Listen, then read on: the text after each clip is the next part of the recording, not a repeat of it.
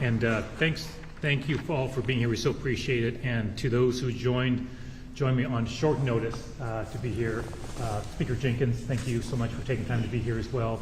But we appreciate, we won't introduce everybody for obvious reasons, but just really deeply appreciate everybody taking time from their busy schedules to be here today. So let me start by saying that I recently received a letter from U.S. Attorney General Pam Bondi. I think you all have a copy of that. It purports to notify me that Washington State, and these are her words now, has been identified as a so-called sanctuary jurisdiction. That's her line. By the way, on grounds that her letter makes no effort whatsoever to explain. She refers to unidentified policies and practices within Washington State that she asserts violate federal law, once again, without any explanation whatsoever. The letter goes on to invoke federal obstruction, conspiracy, and harboring statutes that carry criminal penalties with prison time. Bondi even threatens that state officials, including some of the folks who joined me today, by the way, just so we're clear, even threatens that state officials, and I'm quoting now from her letter, operating under the color of the law, using their official position to obstruct federal immigration enforcement efforts and facilitating or inducing illegal immigration may be subject to criminal charges. That is breathtaking.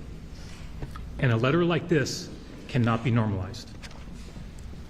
Let me be very clear. Washington State will not be bullied or intimidated by threats and legally baseless accusations.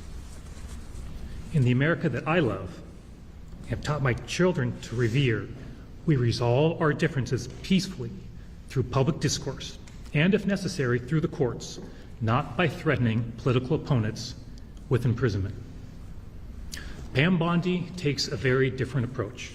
Her letter threatens me, police officers, state troopers, sheriffs, judges, and other officials with prison time. Why?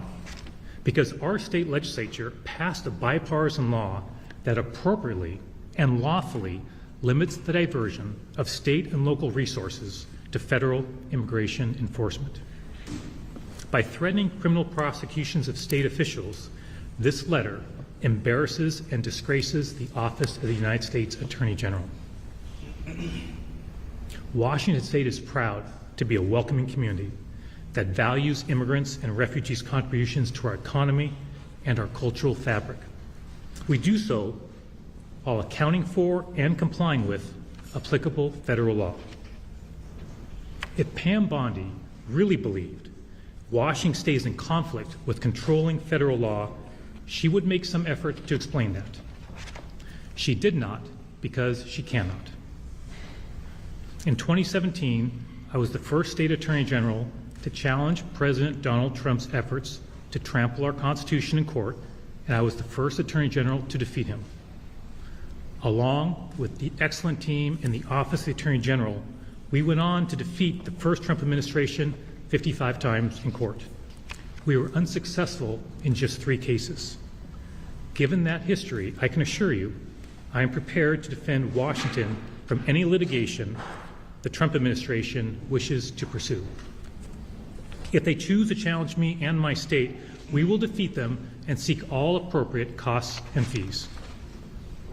Pam Bondi seems to believe that cavalierly citing criminal statutes and personally threatening me, a democratically elected governor, will result in compromising the values of my state. That is not going to happen. Pam Bondi seems to think and seeks to have Washington State bend the knee to a Trump administration that day by day drags us closer to authoritarianism. That's not going to happen either. I am not intimidated by Pam Bondi or the president. Nobody standing behind me is intimidated by Pam Bondi or the president. We will defend our democracy, the rule of law, and the people of our state.